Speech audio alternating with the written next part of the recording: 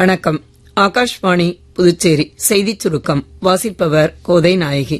குடியரசுத் தலைவர் திருமதி திரௌபதி முர்முவை சைப்ரஸ் அதிபர் திரு நிக்கோலஸ் கிறிஸ்டோடூடிலஸ் நேற்று குடியரசுத் தலைவர் மாளிகையில் சந்தித்து பேசினார்.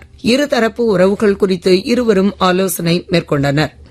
இச்சந்திப்பின் போது குடியரசுத் தலைவர் திருமதி திரௌபதி முர்மு செமி கண்டக்டர்கள், விண்வெளி மற்றும் செயற்கை நுண்ணறிவு போன்ற வளர்ந்து வரும் துறைகளில் இந்தியாவிற்கும் சைப்ரஸிற்கும் இடையே ஒத்துழைப்பிற்கு மிக என்று கூறினார். அமெரிக்க வெளியுறவுத்துறை அமைச்சர் திரு மார்கோ ரூபியோ 4 நாள் அரசுமுறை பயணமாக நேற்று இந்தியா வந்துள்ளார்.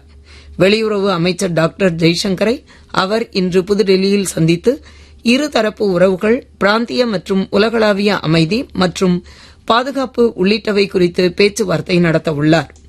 நாளை ஆக்ரா மற்றும் ஜெய்ப்பூர் நகரங்களுக்கு செல்லும் திரு மார்கோ ரூபியோ பின்னர் புதுடெல்லியில் நடைபெறும் குவாட் வெளியுறவு அமைச்சர்கள் உச்சிமாநாட்டிலும் பங்கேற்கிறார். நாட்டின் உயரிய விருதுகளான பத்ம விருதுகள் வழங்கும் விழா புதுடெல்லியில் நாளை குடியரசுத் தலைவர் மாளிகையில் நடைபெறவுள்ளது. இவ்விழாவில் குடியரசுத் தலைவர் திருமதி திரௌபதி முர்மு பங்கேற்று பத்ம விருதுகளை வழங்கவுள்ளார்.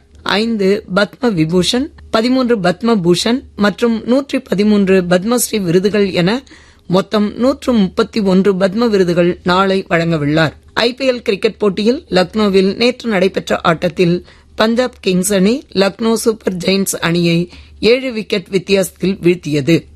இன்று பிற்பகல் 3:30 மணிக்கு மும்பையில் வாங்கடே மைதானத்தில் நடைபெறும் ஆட்டத்தில் மும்பை இந்தியன்ஸ் அணியும் ராஜஸ்தான் ராயல்ஸ் அணியும் மோதுகின்றன.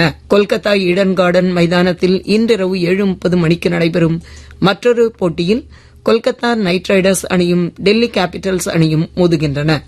இத்துடன் இந்த செய்திச் சுருக்கம் நிறைவு பெறுகிறது.